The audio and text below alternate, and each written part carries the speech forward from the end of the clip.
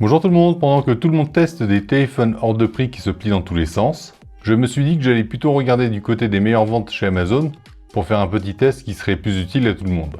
Et du coup j'ai choisi le premier téléphone dans ce classement et heureux hasard, c'est un Samsung aussi. Je l'ai emmené en vacances pendant un petit séjour à Istanbul et oui, je crois que je suis le seul à utiliser des téléphones low cost en vacances pour un petit test.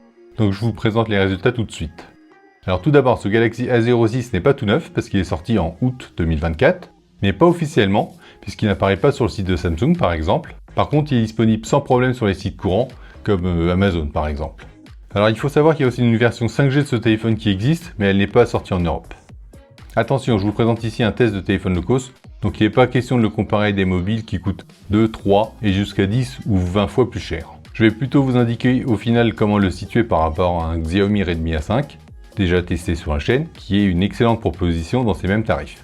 Faute de présence sur le site de Samsung France, voici les différentes versions et tarifs que j'ai repérés sur Amazon. Il y a une version avec 4 Go de RAM et 64 Go de stockage qui est dispo de 83 à 92 € en fonction du coloris, c'est celui-là. Et il y a une version avec 4 Go de RAM et 128 Go de stockage qui est dispo à environ 110 €. On va commencer à le comparer. On a ici une version limitée à 64 Go de stockage, alors qu'au même tarif, le Redmi A5 vous proposera à ce jour sa version avec 128 Go de stockage. Et de nos jours, 64 Go, ça peut être très vite limitant. Donc vous aurez le choix entre 3 coloris, bleu, celui-ci, avec un bleu très clair, noir et or. Nous avons ici un smartphone avec un écran de taille habituelle, de 6,7 pouces, avec des bordures épaisses mais pas uniformes du tout. La partie supérieure sera un peu plus large et vous aurez un menton assez imposant en partie basse. Pour sa part, la caméra selfie est logée dans un poinçon en goutte d'eau en partie supérieure. Ce téléphone a un boîtier qui est tout en longueur, avec pour dimension 167,3 mm par 77,3 mm pour une épaisseur de 8 mm. Et pour finir, vous aurez un poids de 189 grammes qui n'est pas gênant. Donc globalement, c'est moins large, moins long et 10 grammes moins lourd qu'un Redmi A5. Les tranches sont en plastique brillant avec un aspect qui est vaguement métallique. Tous les boutons seront sur le côté droit. Le tiroir SIM est situé à gauche. En partie supérieure, vous aurez seulement un trou pour le micro. Et en partie inférieure, on aura un port jack, un trou pour le micro, un port USB au standard USB 2.0 et une fente pour l'unique haut-parleur. Son dos est constitué d'un plastique très brillant avec une texture qui est rainurée verticalement. Ce qui est bizarre, c'est que malgré toutes les rainures verticales qu'on a ici, ça laisse quand même apparaître les traces de doigts. Bon. Sinon, à son tarif, on va dire qu'il sonne pas trop creux, ça va. Alors il y a quand même un petit détail bizarre au niveau du dos. En fait, les tranches dépassent très légèrement du dos. Et du coup, quand vous passez le doigt, ça accroche un petit peu. Et c'est un peu bizarre. Donc sur le dos, vous trouverez en partie supérieure 2 objectifs, avec chacun un entourage individuel. Mais par contre, vu le prix, il n'y en aura qu'un seul d'utile, c'est celui-là.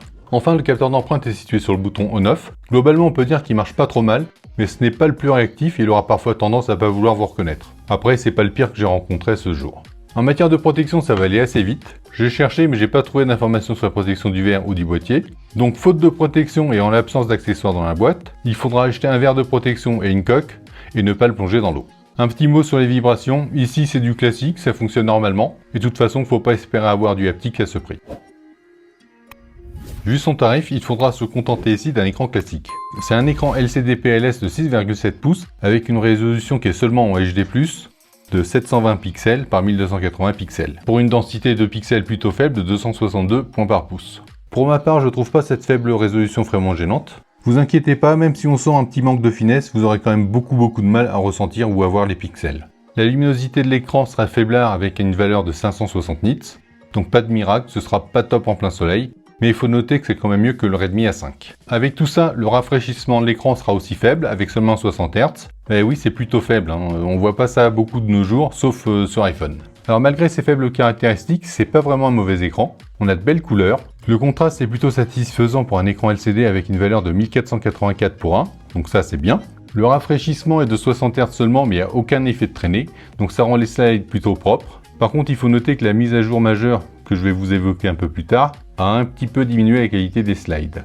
Donc si on compare par rapport au Redmi A5, les différences se font notamment au niveau du rafraîchissement, avec 60 Hz sur celui-là seulement, et 120 Hz sur l'autre, et la luminosité maximale qui est inférieure de 20% sur le Redmi A5. Donc en matière de haut-parleur, pas de miracle, le son n'est pas terrible, c'est un son mono, c'est pas catastrophique non plus, mais c'est tout à fait normal étant donné la gamme de prix. Le haut-parleur est situé ici. En tant que smartphone d'entrée de gamme, ce Samsung Galaxy A06 est forcément limité en performance. Il est équipé d'un processeur MediaTek Helio G85 et d'un GPU Mali G52 MC2. Le stockage est de 64 Go ou 128 Go et la RAM est limitée à 4 Go. Le score AnTuTu du téléphone est de 250 000 points environ, ce qui le met au niveau d'un Xiaomi Redmi 14C, et ça c'est pas rassurant du tout. En matière de connectivité, vous avez du Wi-Fi 6, ouais, c'est étonnant, et tant mieux. Il est en Bluetooth 5, mais j'ai pas pu vérifier si c'était 5.1, 5.2, 5.3, je sais pas. Il permet la mise en place simultanée de 2 cartes SIM 4G, et aussi d'une carte mémoire sur un emplacement dédié. Et par contre, vous n'aurez pas de NFC et pas de eSIM ici, donc c'est encore tout à fait normal par rapport au prix. Concrètement, c'est un appareil qui est plutôt lent à l'usage, même s'il s'en sort pas trop mal en utilisation standard. Pour la partie jeu, pas de miracle, c'est pas adapté au jeu 3D, et c'est plutôt normal vu le prix. Sur Asphalt, ce sera du réglage minimum avec des freezes moyens ou très fréquents. Et j'ai pas pu essayer Genshin Impact ici, car il veut pas exécuter l'installation après le téléchargement des données, à cause des 64 Go de mémoire de cette version. Bon après, pas de mystère, j'imagine que ça aurait pas tourné terrible. Donc globalement, vous pouvez juste retenir que c'est adapté au jeu type puzzle game, et il faut pas en attendre plus que ça. Pour continuer sur le comparatif avec le Redmi A05, ce dernier propose une meilleure fluidité, une meilleure réactivité.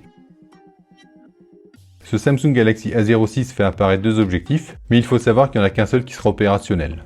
C'est celui-ci. Le capteur principal, donc en haut, est de marque Samsung avec 50 mégapixels et une ouverture de f1.8. Il permettra la prise de vidéo en 1080p jusqu'à 60 fps, donc ça c'est pas mal. Le second objectif sera seulement un capteur de profondeur, donc inutile quoi en fait. Et pour finir, l'objectif selfie est un grand angle de 8 mégapixels avec une ouverture de f2.0.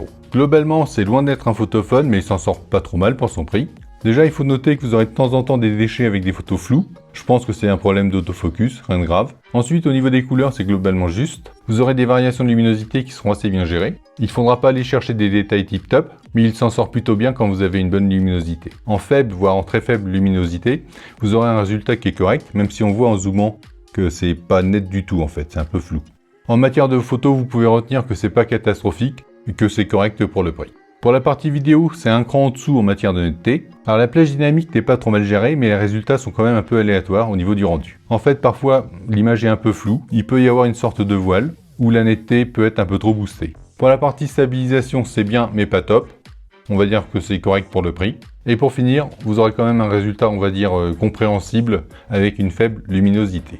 Pour résumer tout ça, la partie photo, vidéo est loin d'être parfaite, mais ça pourra quand même dépanner. Je dirais que c'est au niveau du Redmi A5, même si ce dernier me paraissait un poil meilleur.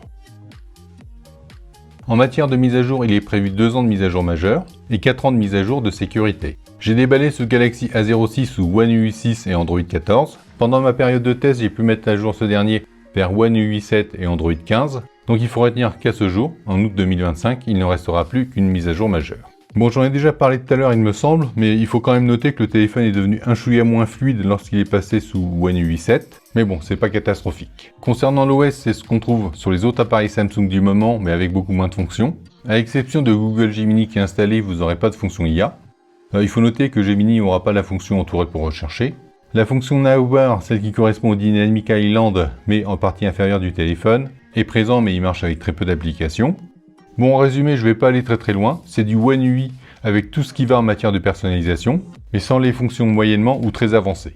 Pour continuer à comparer avec le Redmi A5, on aura ici un OS qui est un peu plus abouti visuellement, mais qui n'aura pas les publicités des appareils Xiaomi. Bon, vous aurez quand même quelques bloatware dedans, mais rien de gênant. On a ici une batterie avec une capacité de 5000 mAh, il est annoncé une recharge rapide jusqu'à 25 watts. En matière d'autonomie, c'est plutôt correct, sans doute grâce à un processeur qui est plutôt faiblard, et du coup économe. Et en plus, vous ne serez pas tenté par des jeux 3D qui sont gourmands en batterie. Vous pouvez compter environ 1 journée et demie d'autonomie, variable en fonction de vos usages, comme d'habitude. Il faut compter une durée de recharge de 1h30 à 2h en fonction de votre chargeur. Globalement, il faut retenir que c'est équivalent au Redmi A5, à l'exception de la recharge qui sera plus rapide sur ce dernier. Au final, le Samsung A06 fait le job par rapport à son prix. À un peu moins de 90 €, il ne fait pas de miracle mais reste un smartphone fonctionnel et relativement agréable à utiliser pour des usages simples, comme les messages, la navigation, YouTube ou les photos d'appoint. Il se distingue par un design qui est plutôt correct, un OS qui est propre sans publicité et une autonomie qui est satisfaisante. En revanche, on sent clairement les limites de son écran qui est peu lumineux et limité à 60 Hz, de ses performances très modestes et d'un appareil photo qui peine dans des conditions difficiles. Malheureusement, face au Xiaomi Redmi A5, le Galaxy A06 a du mal à tenir la comparaison. Le Redmi propose pour le même prix le double de stockage, 128 Go contre 64 Go. un écran de 120 Hz plus fluide, une meilleure réactivité au quotidien, ainsi qu'un petit avantage en photo. Le Galaxy A06 reprend un peu l'avantage avec une meilleure luminosité, et surtout un système d'exploitation sans pub, ce qui peut vraiment peser dans la balance pour certains. Bon, en résumé, le Redmi A5 reste plus polyvalent, mais le Galaxy A06 peut séduire ceux qui privilégient une interface plus propre, quitte à faire quelques concessions ailleurs. Voilà, on a fait le tour, j'espère que ce test qui n'est pas du tout dans l'actualité vous sera utile. Il me semble que la nouvelle version devrait pas tarder à arriver, le A07. Bon, j'essaierai de faire un test si possible. Sur ce, je vous souhaite une bonne continuation, je vous dis à bientôt, salut tout le monde, bye bye.